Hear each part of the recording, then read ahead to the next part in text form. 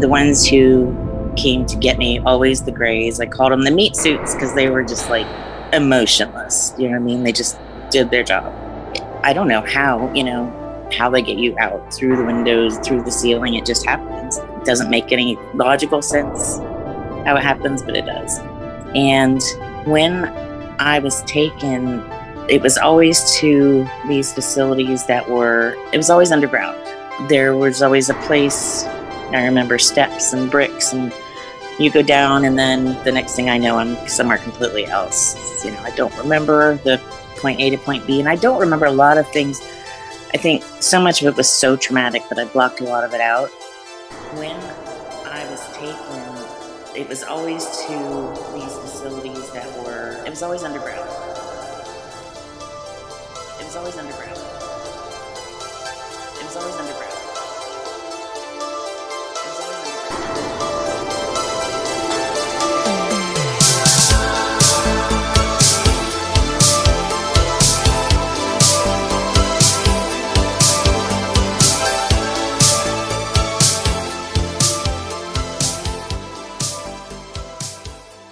The history of our Earth is so different from what we can imagine.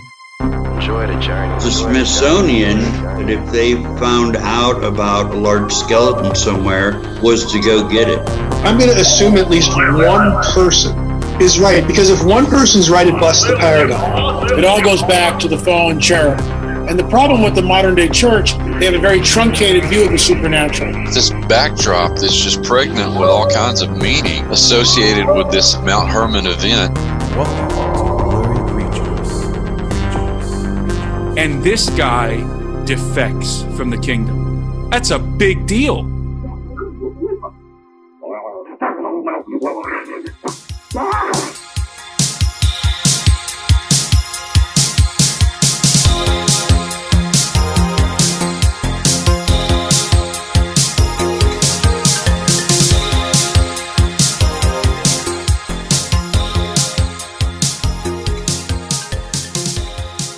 Well, thank you for joining the Blurry Creatures podcast. It's good to have you here. And if this is your first episode, I don't know what to tell you. Yeah, buckle up. You may want to start somewhere a little more innocuous, like at the beginning.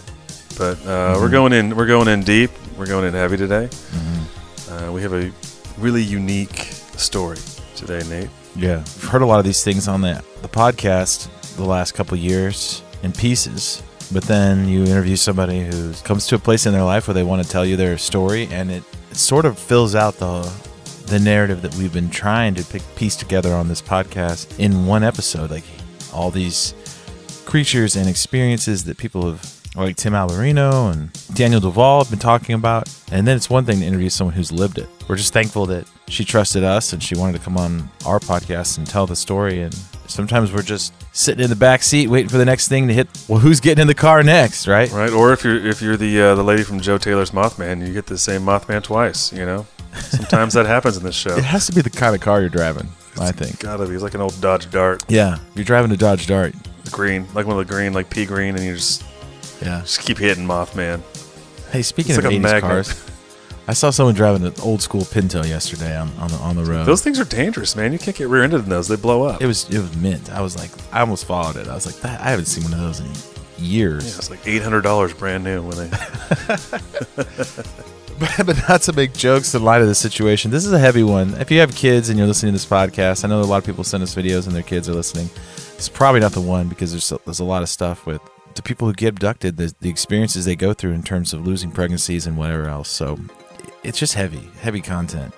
So maybe not kid friendly. Just throwing that out there for listeners. But if you want to, sponsor this show and help us make this content, we can't say thanks enough to all the members of the show, the podcast, who give us a couple bucks a month to help Luke and I find these stories and put them out there. Just the two of us having conversations with people like you who've had some weird blurry experiences coming on the show. And the more members pile on, the more we can produce, edit, and record these shows. So if you can do that, how do you do that, Luke? Yeah, Nate, you made a handy dandy video. So if you guys go to our website, blurrycreatures.com, you can click in the top bar there. It says join members, actually. If you click on that, there's a video that walks through, how you do it and what you get. each and every one of you that support the show, we're grateful for. And you're allowing us to spend, more and more time doing this, finding stories, bringing on experts and those that put the 10,000 hours in and talking about, the things that don't get a lot of run typically in the church, right? So, like Nate and I always say, we're looking for better answers. And a lot of these questions don't have a concrete answer, but we're looking for better answers in the biblical paradigm. And it is a journey podcast. So again, if you're starting here, you might want to start at the beginning. You can kind of follow this arc this trip that Nate and I have been on, from talking about Bigfoot to unpacking the mysteries of abductions. Yeah, and we had our first movie night. We watched a movie together with our gold members. I made popcorn. Luke made popcorn. People were putting it on their TV, and it was like a full live chat. We were all watching a movie at the same time through this really cool app. So the gold members are starting to get the perks. So if you really want to step up a couple more bucks a month and sponsor us in the gold level, we're going to do more documentary watching parties. We watched Missing 411 documentary. It was a heavy documentary, but we were still having some of our friends from Australia joined us. It was a worldwide event. It's international. It's an international affair. Have a little soiree. Yeah, it was fun, and we've got an event coming up, Nate. A members event in November. We'll release some details here shortly. Here in Nashville, so you can join us there. There'll be limited spots. We'll get you more information as we have more information. But for beginning of November, keep your calendars open, people. We posted that in the members Facebook group. If you're a member and you haven't joined the Facebook group, you can hop into there. The links are all in the back end of our website to everything. We do members chats once a month. We're doing documentary watches, and we're getting you exclusive, unreleased episodes right directly to your own personal RSS feed. blurrycreatures.com/members. Become a member of the show. We are just constantly adding value to the member space, but you guys are the best, and we're gonna bring Karen on and tell her story. We just kind of hop in. We don't do the actual. We didn't really know how to start this episode, so we just sort of step back and let her share her experience. It was we could tell from the beginning it was going to be a heavy one, so we didn't want to. We just wanted to be polite and just respect her story and let her take it where she wanted. Right. So yeah, let it. And I think in our style, Nate, we let it be organic and authentic. And so grateful for everybody to be here. Grateful to be on the ride with us here. Thank you again to Karen for being vulnerable and talking about something that she says that she doesn't and really hasn't talked about. So thank you for sharing. I'm honored that you shared your story with us. Yes. Without further ado, one last thing, Luke. Oh yes, of course, Nate. BlurryCon. BlurryCon is right around. It's more than a dream right now. It's more than a dream. We have Whispers of BlurryCon early February in Nashville. It looks like it's going to happen. So we're just going to tease that now. It's coming soon. Get your mullet wigs ready. That's right. With some blurry guests that are, we have a lot. We have a lot in the tank. A lot brewing in the pot. There's a whole lot of juice in there. Oh man, how do you transition to this episode after a couple of screwballs like you and I talking, and then now we have to just play some of that music you like to play, Nate. Let's bring on Karen. You're now entering the Bone Zone. People aren't gonna know what you're talking about. The Blurryverse. Do you like the Blurryverse intro? You want something else, don't you? I like the. You want like a WWF intro. You want something weird. No, I mean for me, yeah. BlurryCon. You want? Yeah, I want music, dude. Yeah, I'm gonna come out like the Bushwhackers, walking like with my arms above my head like this. We're gonna teleport you through an old telephone booth. Perfect. Just put me right there. Clearly, it's just getting weirder and weirder by the episode. But thank you for being with us. This one's a heavy one. Once again, if you have kids, this might not be the one. But head over to blurrycreatures.com. Get yourself involved in what we're doing. Let's get Karen on the show. All right.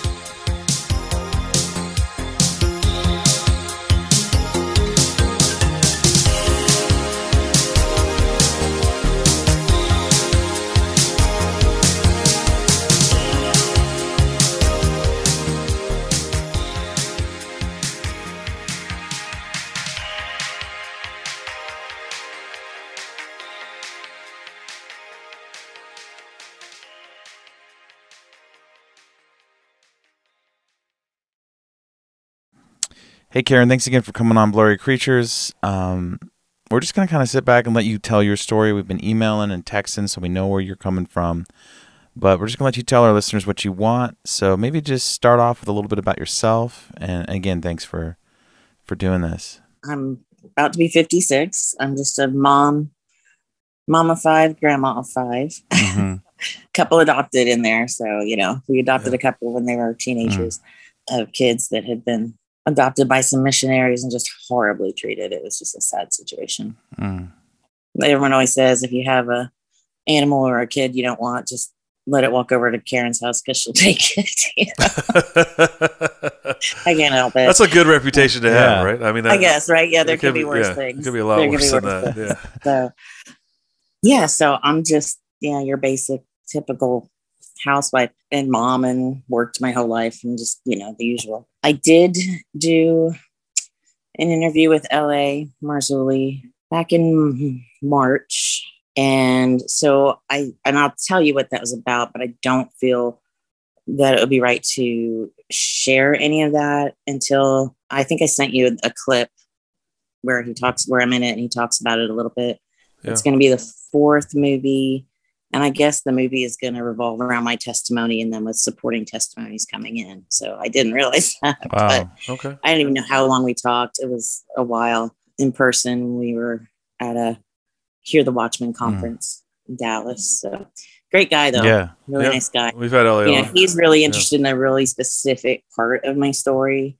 And so that's really the only part that we focused on. Okay. But, because he's got a very specific direction, I think, that he's trying to take. So sure. So there are a lot of things I can talk about that we didn't. And and honestly, Karen, if you wanted to talk about that stuff, LA is a friend. We would never release it until after his work came out, and if you wanted to, but it's fine. Yeah, I don't mind. Our thing is like, man, God is doing something really interesting and different with us, and we're here for it. But we all want to do right by everybody we come across. So if you do end up, let us know if you end up talking about it, and we'll just save it till LA stuff is out, and then we'll release it after that. Or if you don't want to, that's completely fine with us as well. No worries. Honestly, I don't mind. It's the first time I'd really talked about it. Okay. So it was a little unnerving, definitely hard to talk about. I've talked to my husband about it. No one else, honestly. Okay. No worries then. Because it is a lifetime of you don't talk about this. You can't talk about it, and also no one wants to hear it. And that's still true. Yeah. No one wants to hear it. No one wants to believe it. It's an uncomfortable truth, and it's a club you don't want to be in. For sure. That's. So we get a lot of the stuff people don't want to talk about. That's kind of it's we do. Yeah, and it feels like a safe place to talk about it too. Well, we appreciate that. Yeah. I mean, I have been part of a program I can't even tell you. I mean, I don't know when the first time I was abducted was because I was so little. My grandfather was a high-level Mason. He was my adopted grandfather. My mom's birth father mysteriously died when she was 2. This guy comes in from Lithuania, money, wife, child, divorces those 2, sends them off to the West Coast, marries my grandmother. I mean, and this was in the 40s. So divorce like that, you didn't hear about. Unheard of. No, yeah. So that was interesting. But my mom and my grandma's lineage goes back to Napoleon. I don't know if that means anything, but I remember them talking about that a lot. We are O negative, Rh negative. My dad's side is German, and I don't know what that lineage is either. But there just seems to be a lot of really weird things that they were very interested in. And the biggest one was my features and my blood type. So I started having I could just go right into something if you want, trying to get her. Yeah, this is great. Because her claws hurt. From the time I can remember abductions. And when I was little, and my sister was 3 years older than me, and I'm not going to say any names because some of these people are still alive, and it's, they don't want their story told, so I'm not going to tell their story. She was not cooperative, and I was a very cooperative child. Didn't want to get in trouble, didn't want to do anything to make them mad, that kind of thing. And it was shown graphically what would happen to my mommy and daddy and my sister, and, things like that if I did step out of line. They showed me, I maybe like a screen memory. I've heard people describe it like that. where they were going to spray something on the backs of their necks and they would just die. I have no idea what that was. It was the weirdest thing. But Karen, when you say they show these things to you, is it like in your mind, or do you like on the screen? Yeah, it's almost like watching a movie. It's like it's in front of you, almost like there could be a TV screen there and you just see it. The same thing as a lot of the communication is just, speaking without words. They don't speak directly. It's kind of a telepathic, I guess, type communication.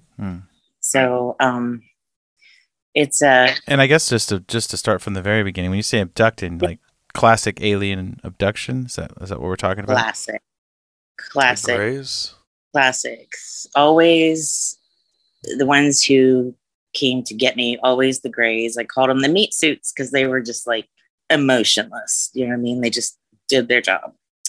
And are they taking you like out the window, or are they taking you up through the ceiling, out through the window?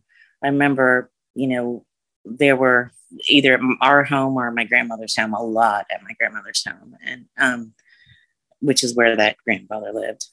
And it's so funny the things you remember as a child, because I remember getting so close to this big square light fixture on the ceiling, old fashioned, and it was like the Lone Ranger. And it had like the horse and the Lone Ranger and all this stuff etched into this like in brown on this white thing. And I'm getting so close to it that I can see the little bugs in it. And, it's weird when you're a kid or seeing the pictures and everything on the wall gets so far away, and I don't know how they get you out through the windows, through the ceiling. It just happens. It doesn't make any logical sense how it happens, but it does. And when I was taken, it was always to these facilities that were, I remember flying, and I remember being up in the air, and I remember being able to see everything and to feel like I was actually able to be a part of that process later on. But it was always underground, there was always a place. I remember steps and bricks, and you go down, and then the next thing I know, I'm somewhere completely else. I don't remember the point A to point B, and I don't remember a lot of things. I think so much of it was so traumatic that I blocked a lot of it out most of my life. And then after a couple of years ago, I had a near-death experience. I have a lot of surgeries. My body's literally falling apart, and I think a lot of it has to do with all the stuff that's happened. But the near-death experience was the most incredible thing that's ever happened to me. I mean, I'm laying on a hospital table. Surgery hasn't started yet. I've had so many that they don't even give me the sedatives. I'm just in there on the table waiting. I'm not even hooked up to any machines yet. I have 2 IV ports, but no IV. And the anesthesiologist comes in to push a sedative, and instead she gives me a paralytic and walks away. And there's nobody around me. And I'm trapped, you can't move, can't breathe, nothing, paralyzed. And an audible voice in my head says, it's okay. You can let go now, let go of this body. And I experienced just the most amazing sense of love and peace. I was outside of my body. I could see everything going on. I could hear all the things they were saying. I saw a nurse going, is she having an allergic reaction? I don't know. Go get Dr. I'm not going to say his name. And he runs in. He's like, bagger. Oh, no. And they're trying to revive me. And I can see the whole thing. And these are things I couldn't have seen from my position on the bed, on the gurney or whatever, it's the table. I don't know. It was really incredible, but I didn't have one of these things where I end up, walking around heaven and hanging out with Jesus or anything like that. Yeah. I just, at one point it just went black, and either I'm not intended to remember that yet, or that was it. I don't know. I do know they had a really hard time getting me out of anesthesia, and they would every time they bring me up out of the anesthesia, I'd start just screaming in pain. I think coming back into this body was harder, having been outside it and experiencing that. And about the 5th time they tried to bring me out, I look, and at the foot of the bed in the recovery are these 2 just beautiful young men. And I look at them, I'm like, oh my God, you look like you could be 2 of my kids. They just about that age, about that height, you could just feel the love coming off of them. They were just so sweet, and they just calmed me down. And that's how I got through recovery. And they stayed with me all the way up to the hospital room. And we get to the door, and my daughter-in-law, who I'm very close to, and my husband were standing there at the door because it had been hours and they were worried, hours past the surgery, which took hours. I grabbed both their hands. I'm like, oh my God, I got to tell you what happened. And oh, you have to meet the boys. They're so sweet. I don't even know their names. And they're like, who are you talking about? Who are you talking to? You know, and I didn't see them. And I looked up and all of a sudden they were gone. So I think those were my angels. I think they were sent to get me through that. It was amazing. But I told them right away everything that had happened. And then, you know, the doctor kind of confirmed the things that happened. So they knew, wow, you really did see all that, because there's no way I could have known it. Yeah. Anyway, after that, I started to remember a lot more, because the PTSD from that experience, I had to go to a lot of counseling and learn to deal with PTSD. And because of that, it helped me deal with the PTSD I had from all these other things that had happened throughout my life. I mean, you know, I was just so beaten down by what had happened. Some of the things are not appropriate to talk about, I think, on, you know, to other people. But, you know, I was always told I was never good enough, never smart enough, never pretty enough, never well behaved enough, you know, by them. And the things that happened to me were just disgusting. So that's when I was able to start remembering.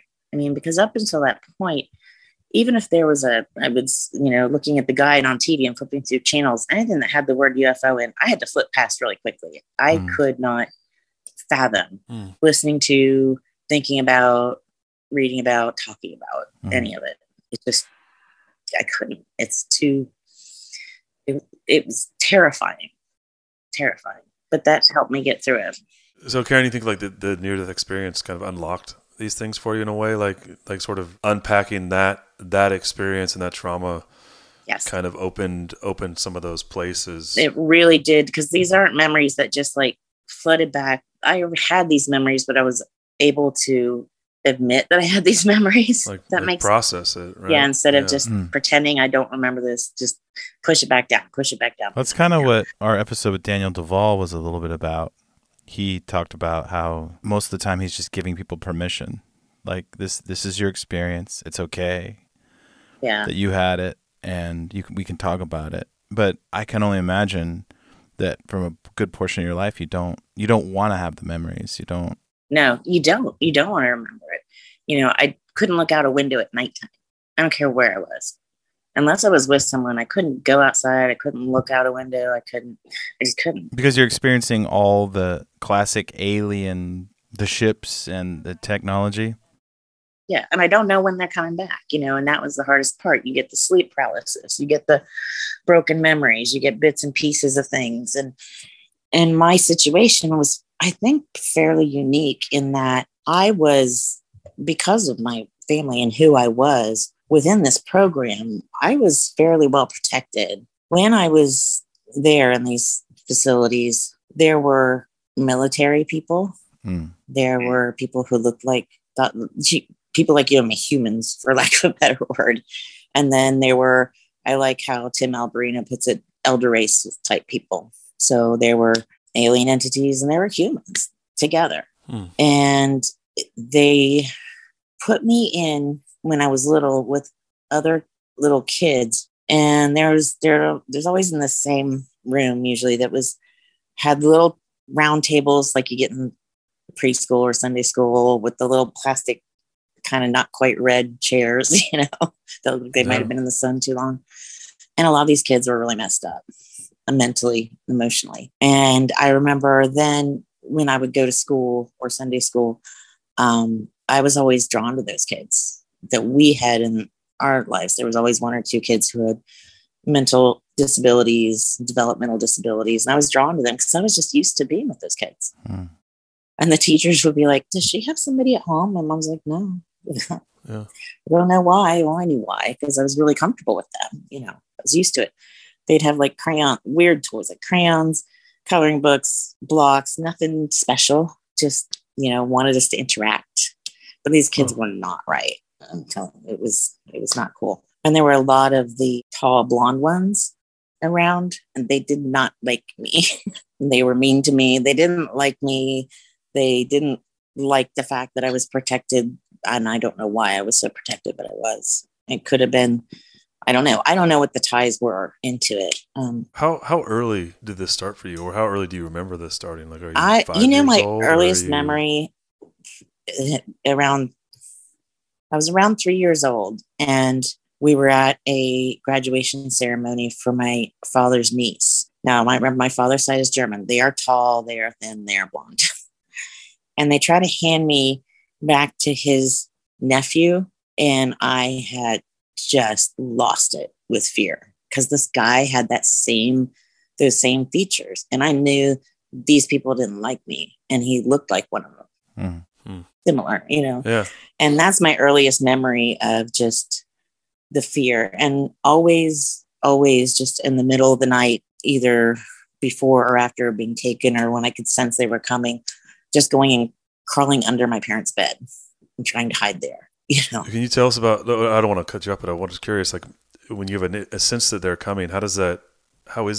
It's fear. Is it like, it's just overwhelming fear comes over you, or? It's like, you can feel it in the air. Like there's a change, like there's almost a static electricity or something in the air. And you just start to feel this overwhelming sense of almost dread. And I still can get that. And I get that with some people too.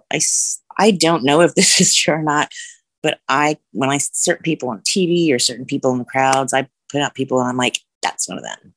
I can tell, I can feel it. I can see it. There's just a look about them that is just so distinctive to me that I can see it. And they're all over the place. I mean, not like, you know, more than I see just normal people, but they're all over. Right. Wow. Sounds like they live. Sounds like Roddy Piper seeing, it's seeing like people I have with the glasses, right? Yeah. Man. So you're going through the window, or you're going through the ceiling of your bedroom. Are you going into a craft? Or are you just kind of floating through the sky? I mean, how is that? Going into a craft for sure sometimes. And sometimes I remember that in the flying part, like, because you could see it was, you know, Wonder Woman's plane, like where you could see through. That's the only thing I could think that you can see. It's like, even though there's walls, you can see right through to everything. It's like opaque. You can see everything below and around you. I don't know if they, you know, I obviously don't remember all of the transport process every time. I do remember sometimes literally walking down steps into somewhere and then ending up somewhere, you know, it just being on maybe a bus or a train or something weird like that. But it was in a tunnel type situation. So it was very confusing to me as a child because I'd never experienced anything like that outside. Are you awake? Yes, but you know, I don't have a full 100% conscious memory of everything. Obviously, they don't want you to remember everything, right? But some of it's just too strong to block. And sometimes you have to be conscious. I mean, they were teaching me things. They were wanting me to know things. They were, you know, not quite sure, I don't think, where this program was going at the time necessarily. But so I was learning, you know, I was one of these kids out of the kids in my family where I was considered the super, super smart one. I don't know how that happened, you know, but I knew when I was little, you know, mommy, everything's made of energy and weird things like that. And you're like, what is she talking about? You know, you know, just weird things like that they talk about. And Karen, what is the program that you're talking about? What is that? The only way I can describe what I was a part of, because it was organized. Yeah. I was there because of who I was and because I was chosen to be there through the process, I think, of, you know, him marrying my grandmother and the blood type and the bloodline and everything else. That had a lot to do with it. And that's like, they tell me you're here because you were chosen to be here. What are they teaching you?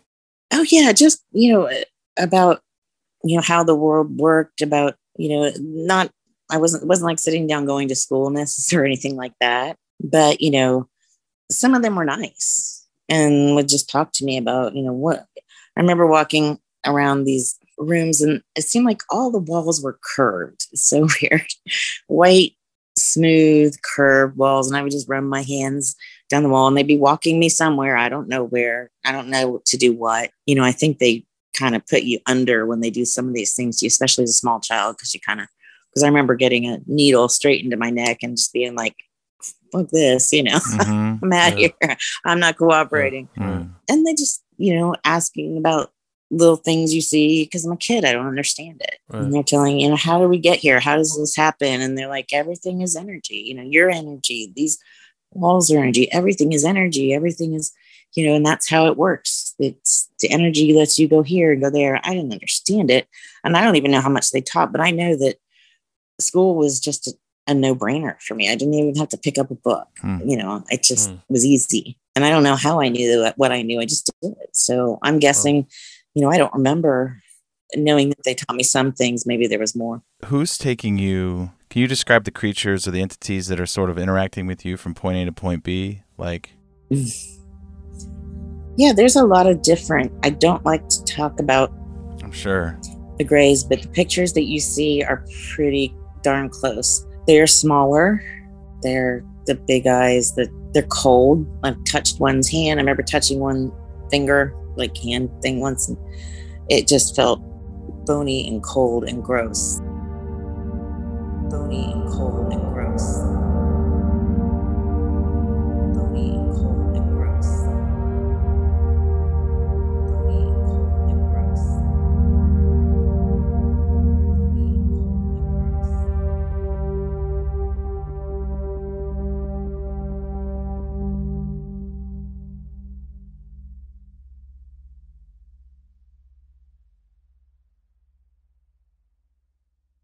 can't think of anything to describe it because when I was little, an elephant took my cotton candy and I punched it because I wasn't scared of it. I guess I stopped being scared of things. It didn't feel like an elephant, but it's the closest thing I can think of. Took your cotton candy. I punched it. I like these anecdotal stories. I just punched an elephant, took my candy. Maybe like a cold-blooded reptile or something, something that's... Yeah, maybe. I don't know. It's weird. They just seem just cold, emotionless, rude, but they were, and they were, I guess, like the transport guys. You know what I mean? They're the ones the thugs that come and get you, for lack of a better word. And then there were the ones that looked like a little like us, like my family and stuff. The taller ones, they're tall, they're blonde, they were very, very fair skinned, more than we are. Obviously not in the Texas sun. They had really clear, almost icy blue eyes. And you say you see them in public still, you said. Well, not those, but I see what I believe to be hybrids for sure. Mm-hmm. They're different. I mean, obviously, the reason I had the conversation with LA, this kind of skips it ahead, is that one of the things I remembered, and I've always known this, I had a lot of unexplained missing pregnancies. And as mom, it's really hard to talk about because you get pregnant, you go to the doctor, there's baby there.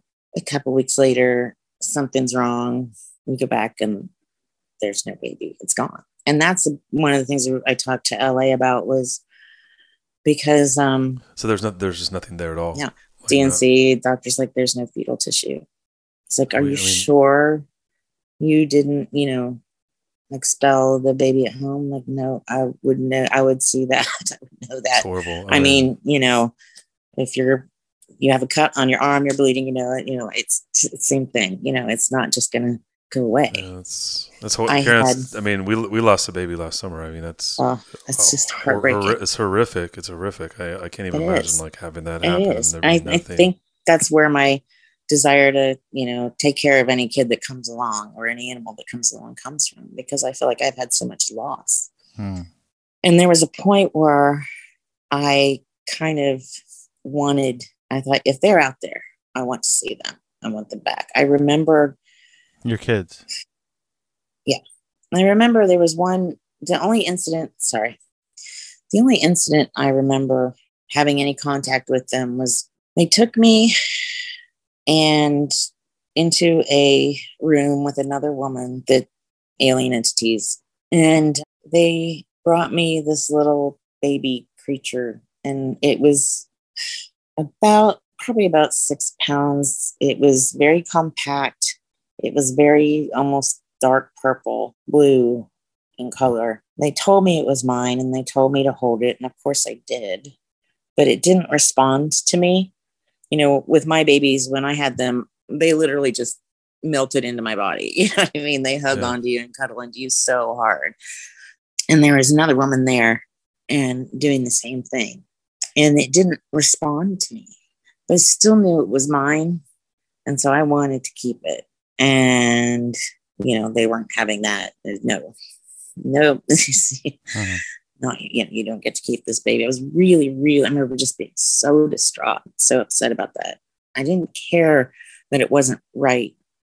I wanted to give it a chance, and it was mine, and I still wanted to try to fix it. I understand now, and, you know, in my Christian walk, that there's no way that child had a spirit, soul like we do, you know. I know from, you know, my near-death experience that when I let go of my physical body, I was still me, you know, without form. I wasn't male or female, but I was still me, this personality, this, you know, person that you talk to yourself in your head, that person, I was still exactly the same person. It's so weird, you know, without the definitions that we have of gender, race, ethnicity, blah, blah, blah, Right. you know, how tall are you, whatever. Mm-hmm. That was the wildest part about it to me, is that we do completely 100%, I guarantee you, go on and we are still who we are. That personality goes with you. It's part of your spirit. Yeah. It's part of who you are.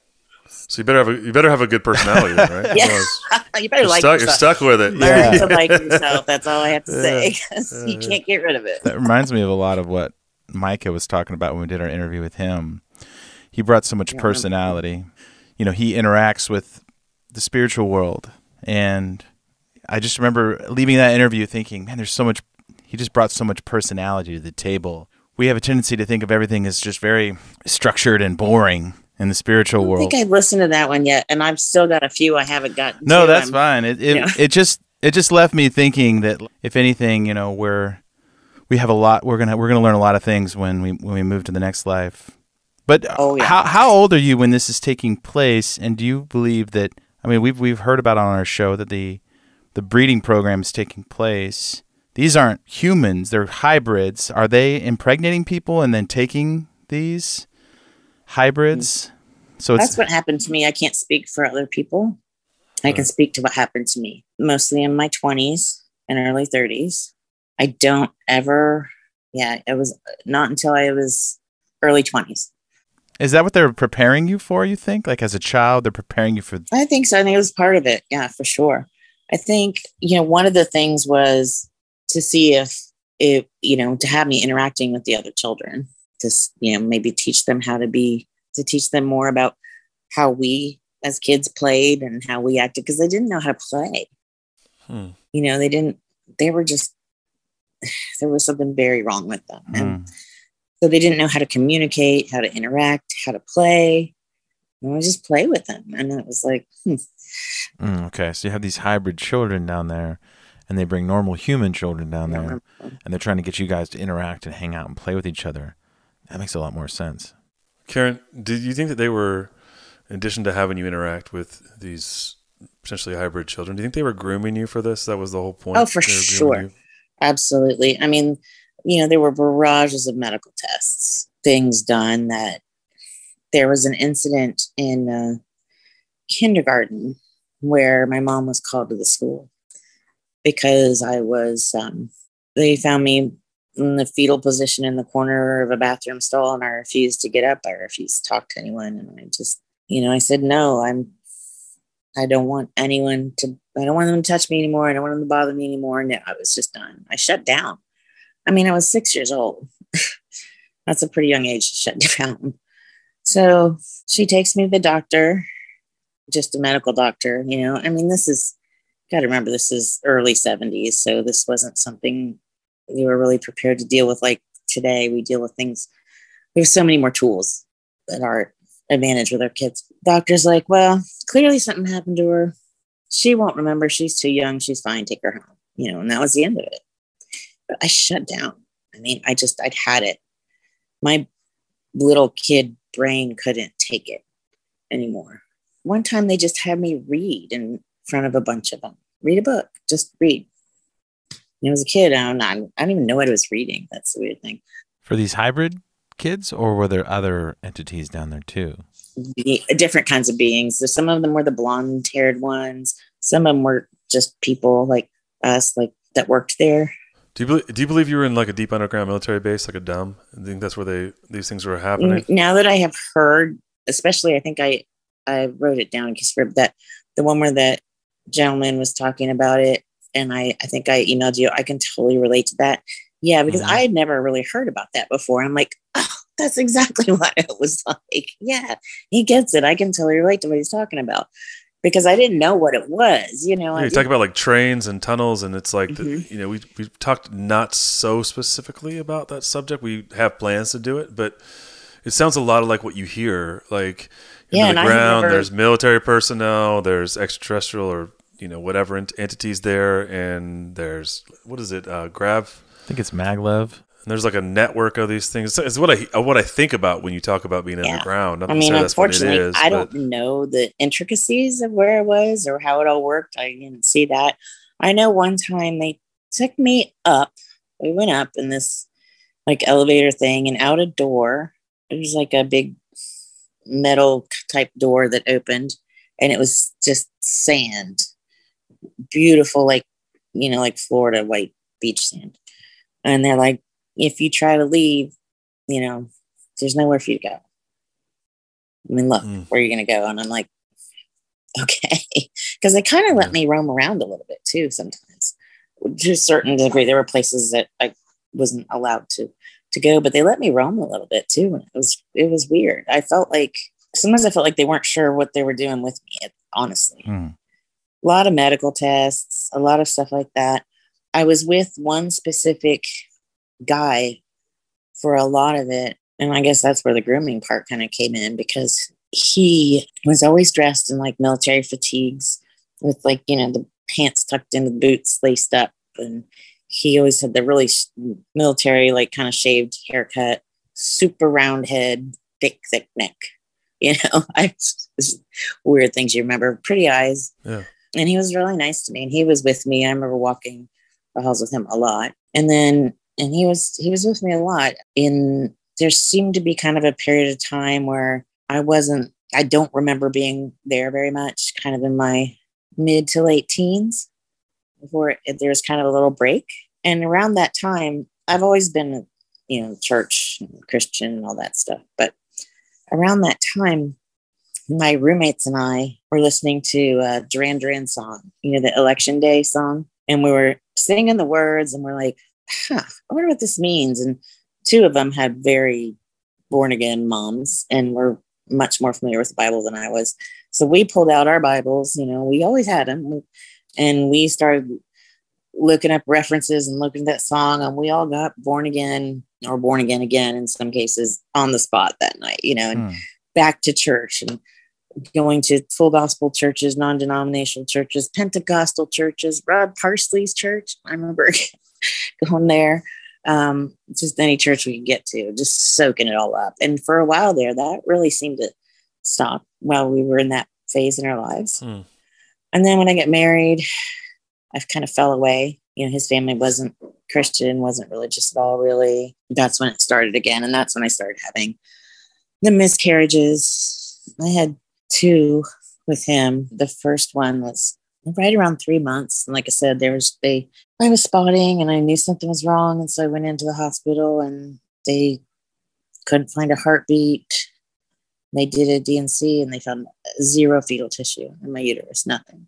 Another one, I was still testing positive that I was pregnant, but I was spotting. And so they thought it must be a tubal pregnancy. And so they went in, they didn't have all the nice ways they have of doing it now. So it was a terrible procedure because they thought I had a baby maybe in the fallopian tube and it wasn't there. There was nothing again. Like an ectopic. Yeah. Ectopic. Thank you. I couldn't think of the name.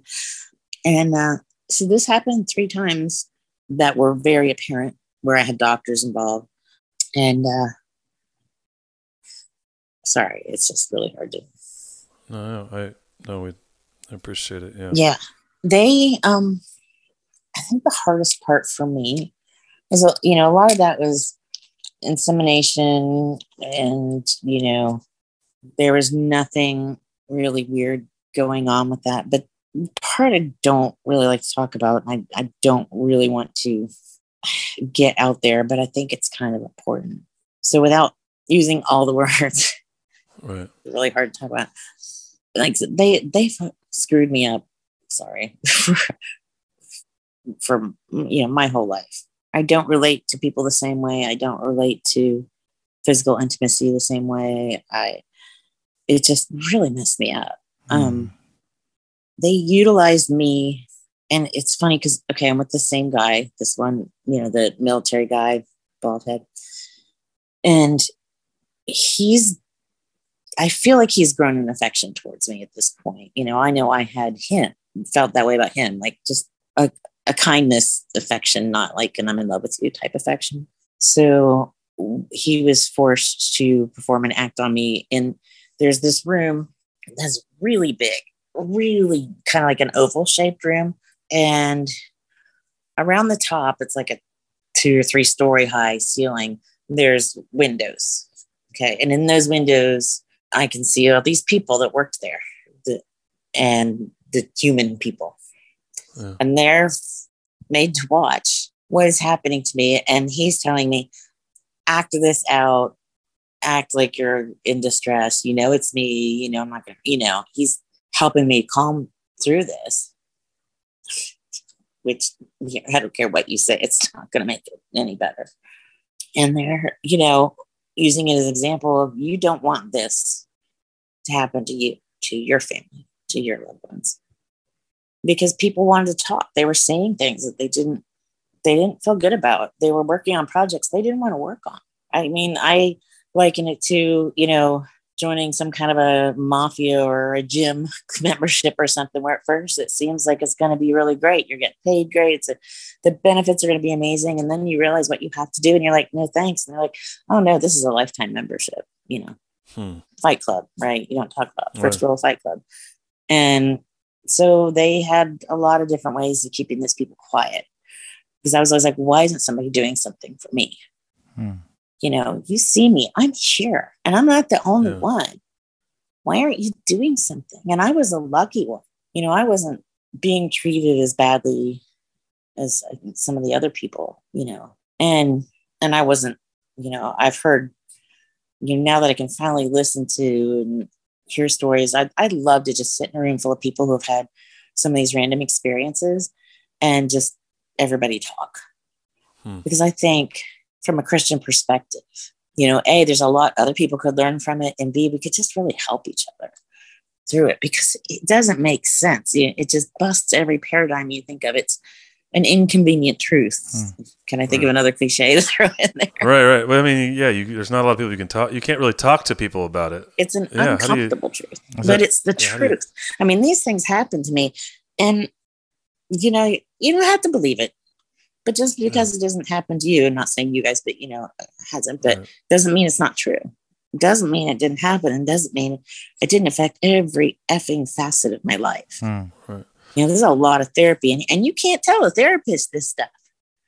Yeah. So when I finally got help for the PTSD from my near-death experience, that one is when I was actually able to kind of get some help to help me with this and start to be able to unpack some of it. I mean, I'm 56 years old. I need to be, it's time to deal with some of my stuff. Karen, how many times do you think you were taken? Oh, countless. I couldn't even tell you. Did it stop? I think so. I'll tell you. The most recent, so after I had my conversation with LA, I was they were very, very mad. And I'm sure they'll be very mad now too, though, talking, whoever they is. Right. Whoever still listens. I mean, I'm not important anymore, I mean, based on the things they did to me, I've spent my life having tumors removed and having a hysterectomy and all kinds of other because everything was just so, my doctor's like, I don't know how this got this way, but we have to take it out, that kind of thing. They don't understand. What happened? How did it get like this? I'm like, I don't know. Right. So after I talked to LA, it's night, I'm in bed with my husband, and I can feel it coming. I can feel the presence coming. I'm like, honey, saying his name, he won't wake up. He won't budge. Which is what happens. I mean, every time something like this happens, whoever is in the room with you or wherever you are, they are unconscious. Like nothing is going to wake them up. They are just like frozen in time. Nobody can help you. No one can hear you. Don't scream. No one's going to hear you. It doesn't matter. But that's why I had the conversation with LA, because about 8 months before I talked to him, I had been thinking about these babies maybe about a year before that, and just wondering, are they alive? Are they anywhere near normal?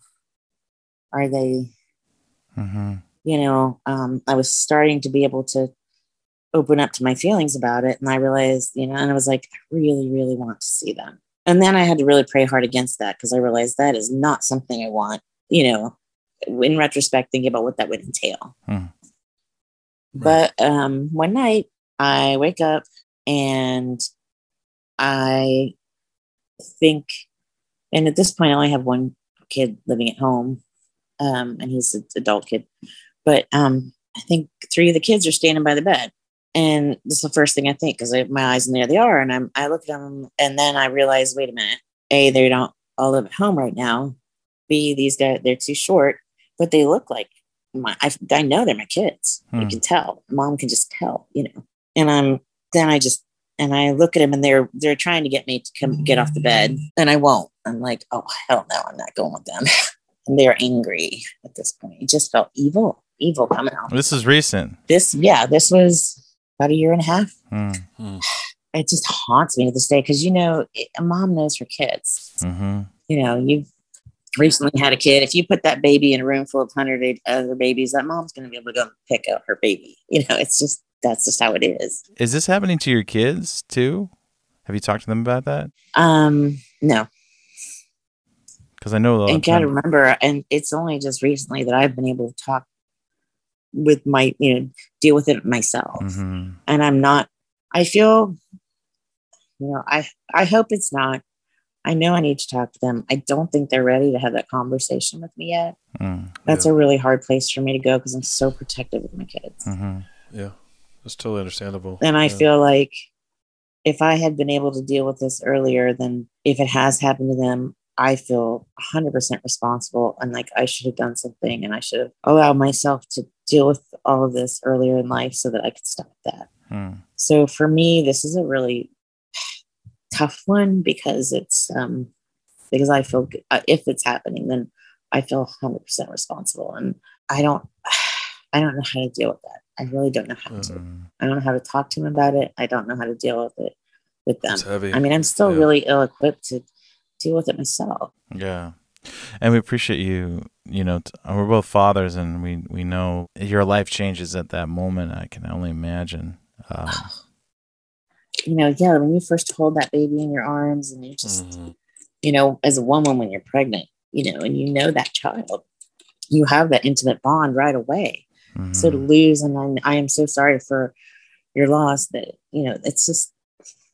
it's an indescribable pain. But then to see these beings there by the bed, and I recognize them as mine, and no, I don't think it was mimicking or anything else. I did not get that sense at all. I could feel that familial sense about them, but I also didn't feel any love coming from these things. They weren't right. And I wouldn't go. And I'm desperately at this point trying to wake my husband up, who is again in one of those kind of coma sleeps where you just can't even rouse them no matter what you do. And so I'm praying, and I'm praying, and I'm praying, and I'm praying it away. Right. And, as soon as I start praying, and as soon as I start, and calling the name of Jesus, they're gone. And then he wakes up. He's like, what? I'm like, oh, Yeah.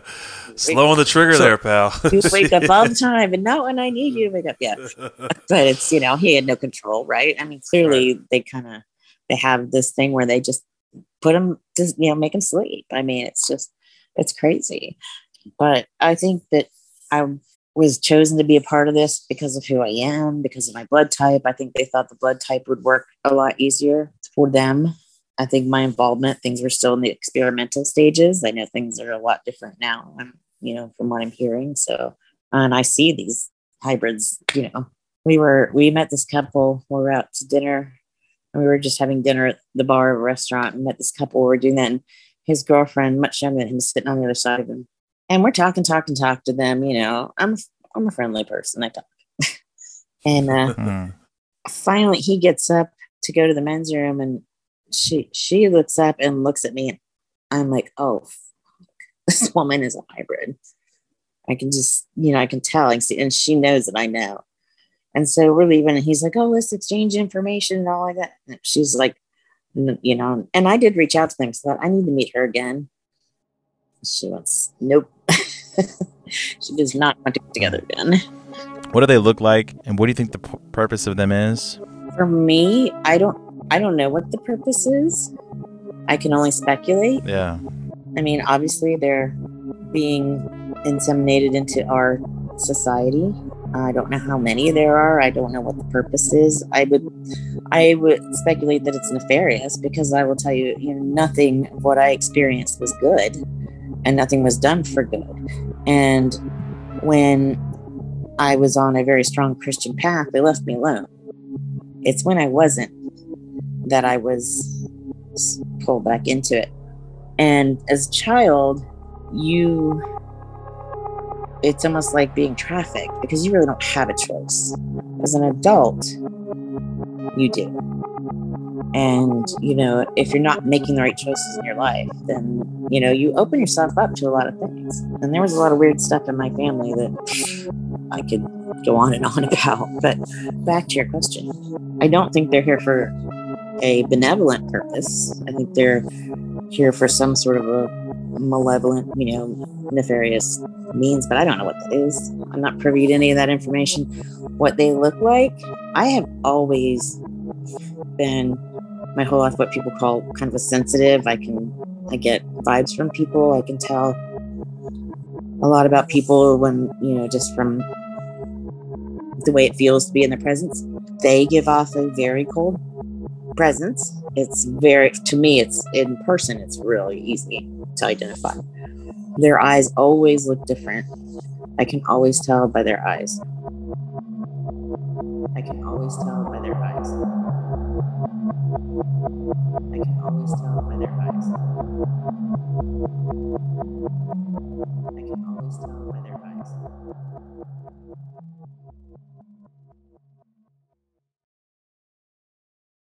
A little bit bigger, a little bit oddly spaced. Some of us have closer set eyes, some of us further set eyes.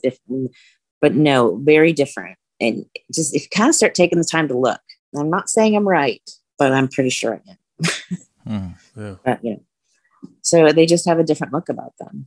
But otherwise, it's really hard to tell. But I do believe they are out in. Yeah, I mean, I know they are, because I've been a part of this my whole life. That's what they were trying to do, with me all those years. And if it hadn't happened to me, I think I'd have a really hard time believing it, honestly, because it just seems so far out. So the timeline, from my understanding, just to kind of go back, it happens when you're really young. And then you said there was like a break in your teen years. Mm-hmm. And then sounds like the most activity was in your 20s and 30s. Yes. And when I was not in a good, when my relationship with God wasn't strong, I wasn't, living my best Christian life. I wasn't going to church. I wasn't, doing the things I would normally vulnerable do. In some ways. Mm-hmm. When I was falling away, we all, people backslide. That happens. Yep. And when I was in those times was when the activity would really ramp up. And how many people do you think this is happening to? Oh, I wish I knew. I don't know. No idea.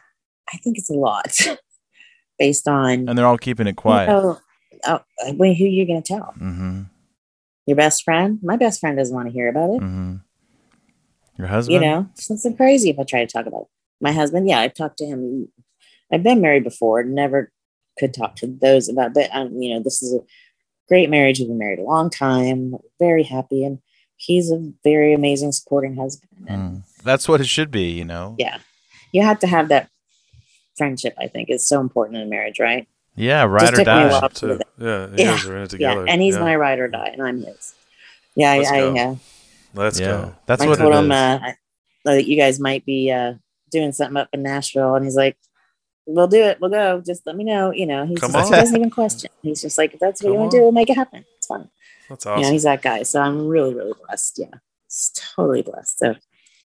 And that's awesome. You need at least one person in your life that understands what you've been through and what you're going through.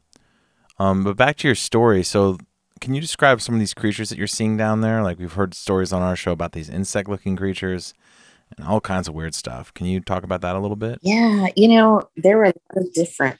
I mean, I guess technically this sounds like, wouldn't this be considered hybrids, Nephilim type creatures? I mean, I don't really know.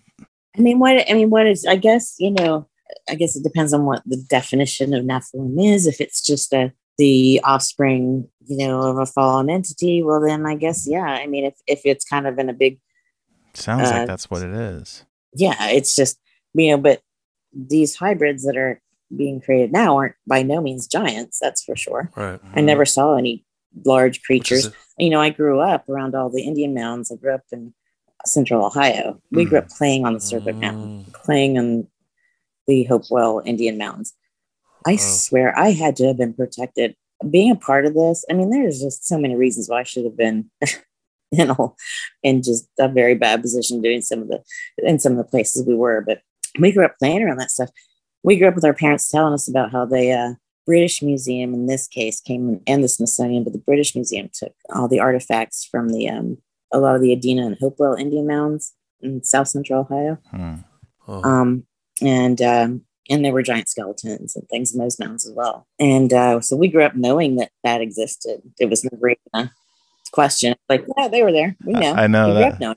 That feels like a PG movie now after our show. Giant bones in those mounds compared to the stuff that we're hearing. Like watching Goonies or something. Yeah. It was Fritz Zimmerman.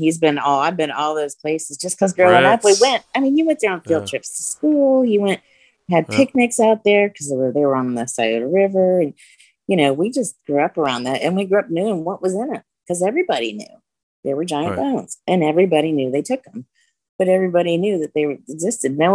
Anyone who grew up around those, especially kind of my age or older, if you're like, do you think they were giant bones? I'm like, oh yeah, they took them. We all know. So many people saw it. It's crazy, Karen, how many people get mad at us when we talk about that. They're so skeptical. But then you do a podcast like this, that's nothing. That's a very, very simple story compared to how much stranger it gets.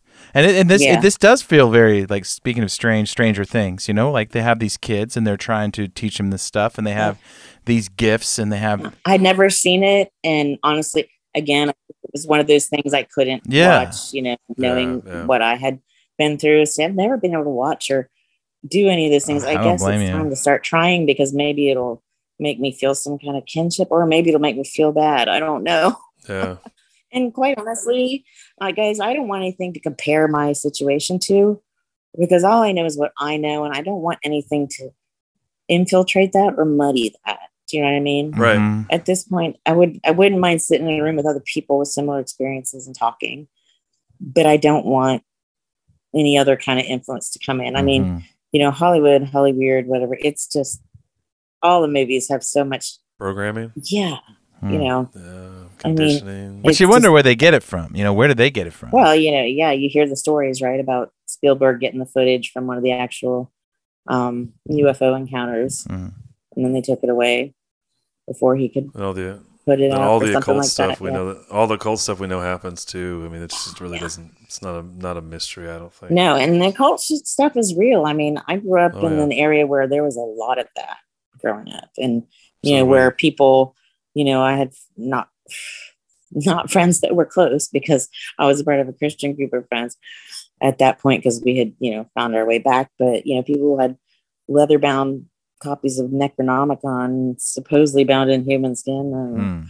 And I told you that my grandfather was a high level Mason, and no one ever talked about what level that was. No one was ever like, oh, he's a 33rd degree or whatever. No, he's very important. Oh, he's very high up, but we never talked about it.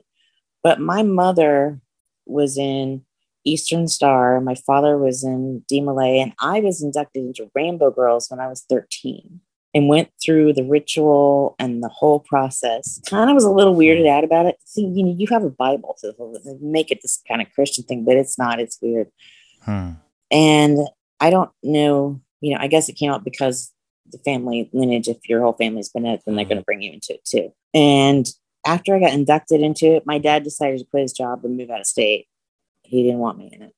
I think he knew a lot more than, he knew what was gnarly capable stuff, of right? happening in there. Yeah. Yeah. We were just little girls and they made us walk around these rooms in these long dresses, and it was so ritualistic. It was just weird. And all these old men hang out. I'm like, talk about grooming. I'm sorry. I'm not saying anything. I don't want to get in trouble with people in that, right. So you might not want to put that But out the appearances there. of it, right? The appearances of it. You could get the idea. Yeah, it's just the appearance of it, thinking back to it at the time, I didn't think much of it. But thinking back to it, I'm like, God, that was just kind of creepy. But I thought it was okay because my, grandfather was in it, my parents had been in it. So, but it was really, really interesting and strange. It'd take all these oaths, and even for us, for girls, so Rainbow Girls was just the lowest level of it before Eastern Star. They gave you like this stuff when you started. One of the things they gave you was a little miniature white goat skin apron. Weird. Like what they wear, like the men wear in the rituals. Weird. It's weird. Anyway, neither here nor there, but there's a lot of really weird things like that in my life that kind of now, when I think back, line it all up. Sometimes what Luke and I just facilitate is be a place where someone could share something like this. I don't think everyone has as difficult of a story, and has been through so many hard things, but a lot of people have experiences, and I think what Blurry Creatures is doing, at least for us, is it's just helping other people in the community to be able to be like a sounding board, because sometimes you just need to talk about it. Like, I don't need you to be skeptical. I don't need you to question everything. Yeah. I just need to get this off my chest. And whether it's you saw something, some creature, I mean, all these experiences aren't fun. I mean, in some ways, doing this podcast, we thought we were just going to talk about Bigfoot stories, and then it got real heavy, real quick. Real crazy, right? Yeah. Yeah, it's not exactly where it ended up. Huh? No. And it's not always fun to hear, to hear people's stories, because it's so hard for them to tell them. But what we're trying to do is create a community for people to share. And if there's somebody listening right now that has had your same experience, what would you say to them? That the hardest thing for me is what I'm doing right now, because I've never done it before. But to stay true to your faith in God, stay true to the one who created us and who loves us, and have faith in that. Because I kind of, there were times when I thought God had abandoned me, because I went through all those things, and I realized, no, God never abandoned me. He saved me. I'm still here. I was able to raise a beautiful family. I've been able to have a beautiful life outside of all of that. I've been able to compartmentalize it. But what else I would say is they're not good. They're not the good guys, and they try to make you feel or think that they are, and they are not. They are not the good guys. It's obvious to me based on things that happen, but they really did try to just kind of pull me in as part of a community. And you're right, it was kind of grooming. I had never really thought about it that way, but they're not the good guys, and it's not a club you want to be in. Don't go out there looking up in the sky and trying to call these things forth to come so you can see them. You don't want to interact with them. You don't want to see them, at least not the evil or the bad ones. I think that there's both. I really, the more I read the Bible, the more I read the apocryphal texts, if I said that right, the more I realize, all of this stuff makes sense. It's all in there. And there's good and there's evil, and it's out there. But don't go calling something because it can tell you it's good, and most likely it's not. I've had what I believe to be angelic encounters with good beings, that God has sent to me, but those are sent to me in a time of need, not because I was like, hey, I want to see you, come down, here's where I am. Yeah, don't do that. Don't mess with it. It's like getting a Ouija board out, or, And you originally sent us a message because the story that we aired a couple weeks ago, like Trent's experience, and yes. People are immediately skeptical when they hear people share these kinds of stories. What can you say about some of his details to people that are skeptical? And because I know that unfortunately half of this community is just they can't accept a lot of this, which makes it harder for the people who've gone through it. Because he said he was seeing this future in the eyes of the alien, and some. Oh yeah, I was trying to remember all that now. It's just some really wild stuff, you know. Yeah, I can't say I've ever seen my future and any of that, and had any of those kinds of wild experiences. I almost kind of feel like the experiences as I've had have been so down to, for lack of a better word, down to earth, where, because there were so many humans involved too. But a lot of what he said I could completely relate to. And I just, you can't discount anyone, because like I said, just because it didn't happen to you doesn't mean it's not true. And just because it's not something you've been taught doesn't mean it's not true, because, we all know the most skeptical person out there, if you ask them, well, do you think the government keeps secrets? They're going to be, yeah, of course they do. That's a given. So, what do you think they're keeping secret? Yeah. I mean, so what could those secrets be? Well, God only knows. I mean, only God knows really at this point, and some of the government people, I guess, but even they don't. My aunt had a special friend growing up that she would hang out with. She wasn't married, but he was a military guy who would visit her when he would come through town. And he was, I don't know what his rank was. I'm not going to say the name she called him, but it wasn't his real name. She used to tell a story how he took her. He was really excited she'd come, and he took her to a facility to show her some of the fun stuff they were working on. And they were walking, and so they went into this one room, and they had to stay on this like a carpet kind of path down the middle of the room. Don't step off of this. She was a bunch of other military officers. I can't believe they took her here, but the way she told the story, it was real. And he hands her a penny. He's like, go ahead, throw it off the path. And she throws it off the path, and it just disappears into the space. He told her it was some kind of a project to like transport people. I think of like the Philadelphia Experiment movie, that kind of thing. That's kind of what it sounded like when she would describe it. Anyways, a lot of weird things like that cross our family's path. So, and I don't know what the connection is. I've never been able to figure that out. I'm trying to write down, notes as I remember things. I can't keep track of things because there's just too much. Back to your question. Yeah, I can relate to it, but like I said, there's a lot out there that we don't understand, but it doesn't mean it's not real. It doesn't mean it's not happening, And as a Christian, I would admonish people to look into their Bible a little bit further, because you can find answers for almost everything in there.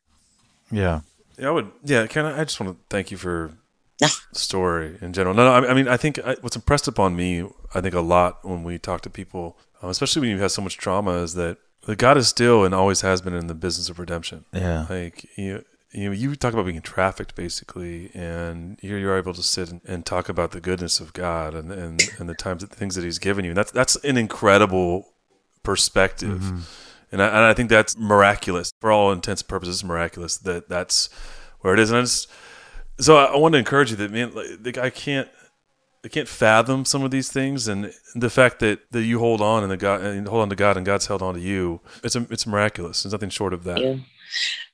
I'm very humbled by God's love for me, because I know I don't deserve it. And I know I've fallen short, but every time I run away, the Bible says we all fall short, right? I'm the chief of the sinners and the least of the saints. Every time I stray from the herd, He goes after me. And that's why I'm able to hold on to that. And because that love is just so profound and so much bigger than all these big, terrible things that have happened. God's love is so much bigger, Yeah. And when I look into the eyes of my kids and my grandkids, I see that, you see that miracle every day, and there's just so much to it, So it's hard. Yeah, there's a lot of times I just want to give up. I have had a lot of, times where I didn't know if I was going to be able to go on because this stuff hits you really, really hard. I've battled, a lot of demons, literally and figuratively in my life. So literally, yeah. It's not easy, but it's really hard to talk about. I mean, it's just, I can't believe I'm talking about it now. Oh, we appreciate it. Thanks for trusting us with your story. I have had we did have maybe a Bigfoot encounter. We stopped at we used to have a bigger RV, and we homeschooled one of my kids for a year or two. And we stopped in Nashville to spend the day. And so we had an RV park. It was outside of town, middle of the woods kind of RV park.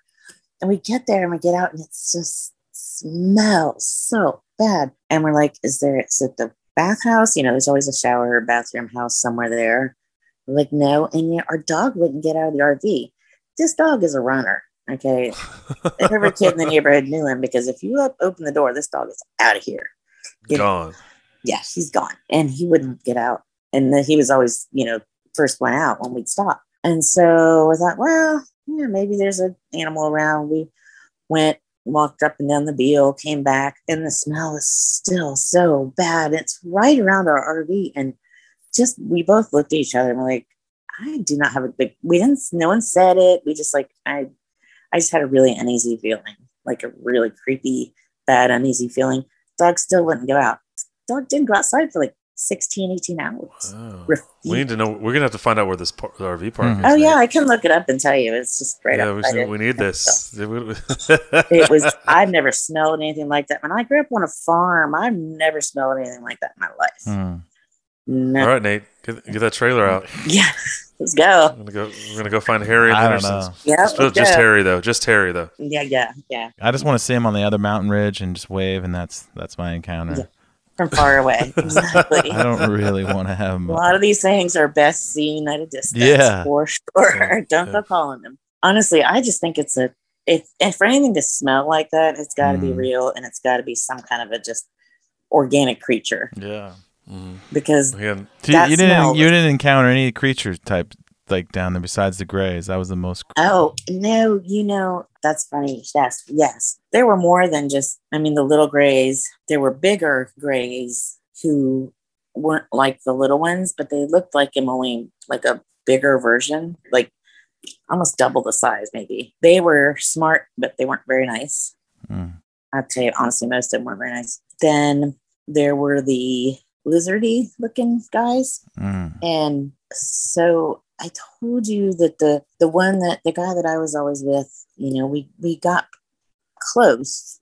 I mean, what I would call just a comfortable relationship. He really helped me through a lot of it and was kind to me. And I could tell he had a sort of an affection for me. Honestly, it was, kind of a close relationship. But the one time where things were happening, and I still, I'm like, did I really see that? It's one of those times where it was like almost a TV screen staticky kind of change. And his eyes went yellow, they were like a gold brown to like a gold yellow, weird.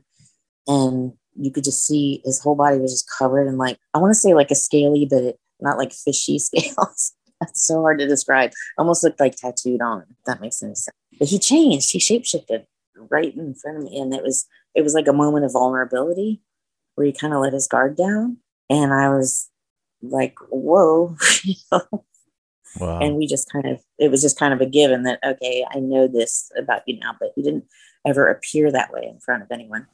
But there were a lot of strange looking things. I honestly have a hard time thinking about the ones that look like praying mantis faces because they were so scary as a child that is an extremely traumatic thing to even try to talk about. But those kind were down there too, and they just didn't look real. They didn't look right. There were a lot of different things in those different areas that I was in. Well, Tim talked about that on some of his episodes, and then Trent talked about that as well too. And I don't remember. It sounds like you're the third person to talk about it on the show, so it's definitely come up a lot.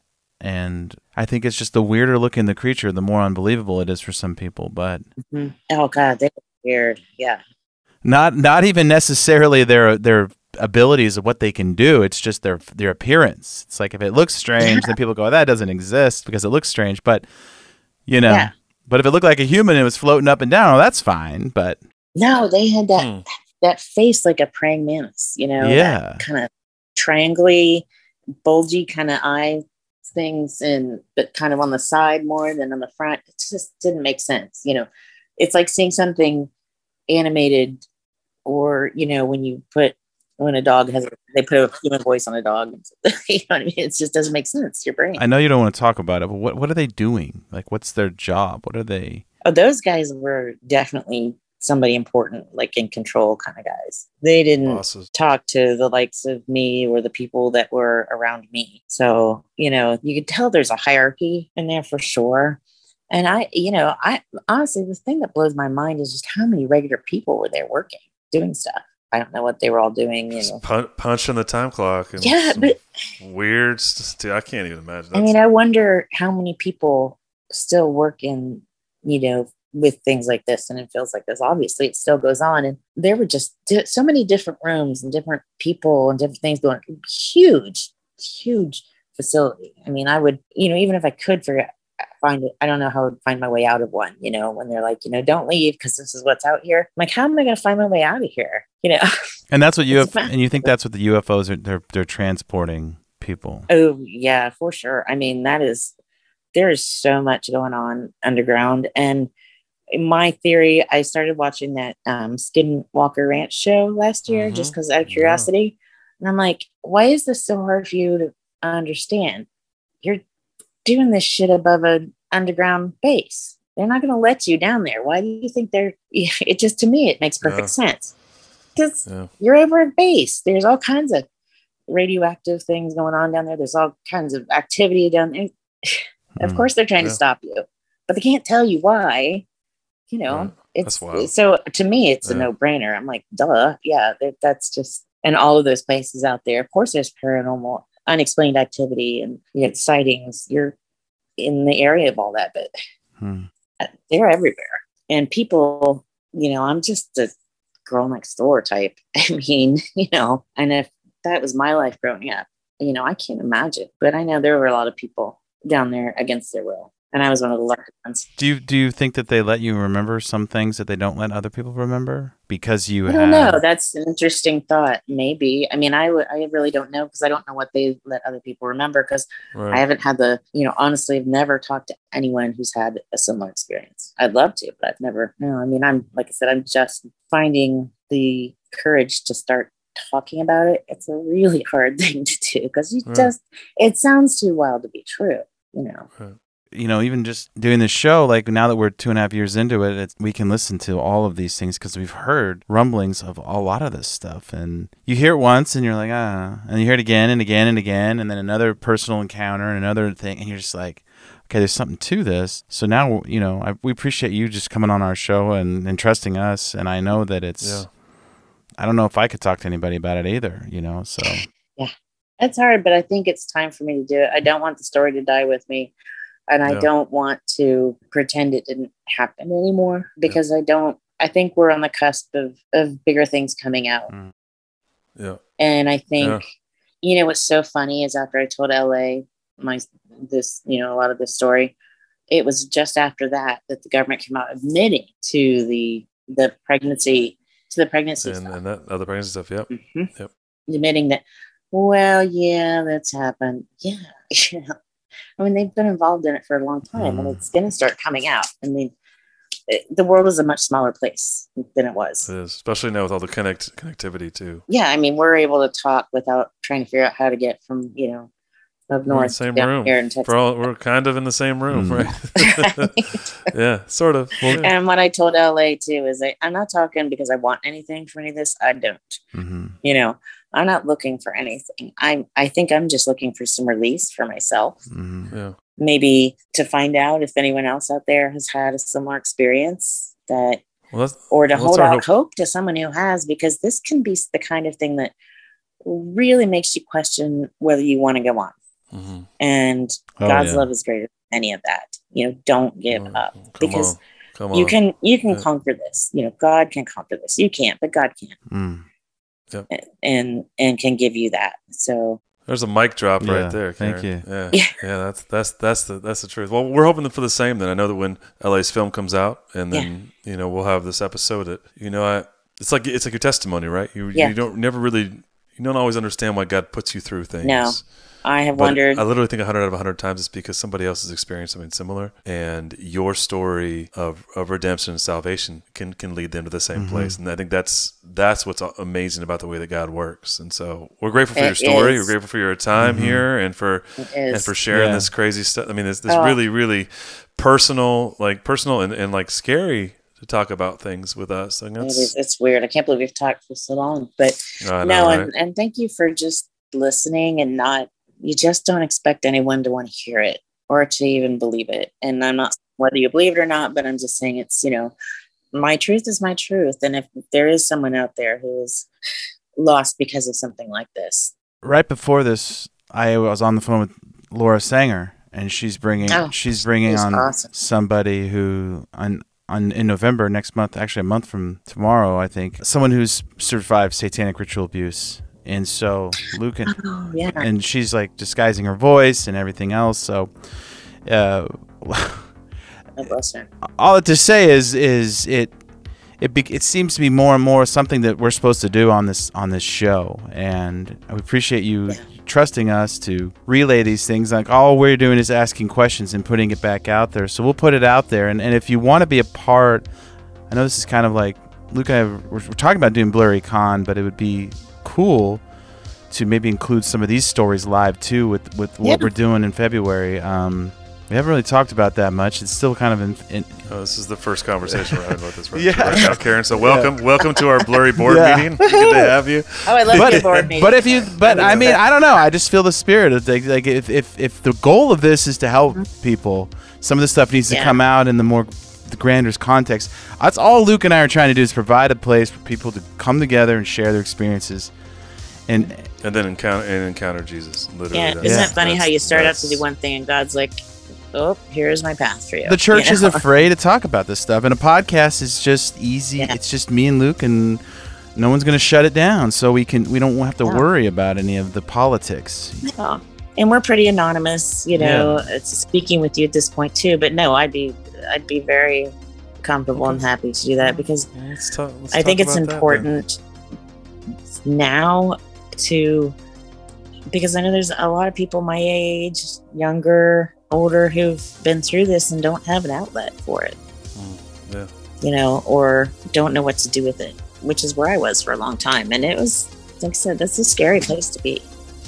And without Jesus, without salvation, it can take you down.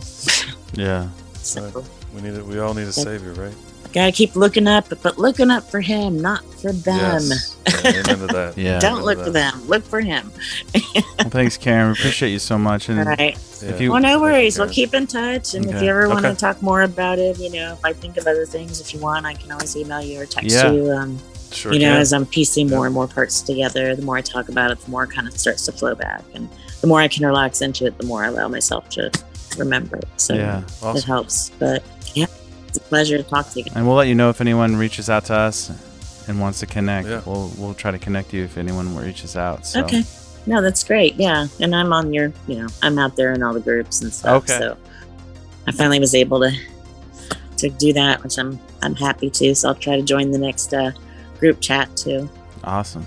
Thanks, Karen. Awesome. Love that. Well, thanks, guys. You have a blessed evening. You too. Thank you for all you do. God bless you and your families. And I look forward to talking to you again sometime in the future. Yeah, so, we will. Thanks so much. All right.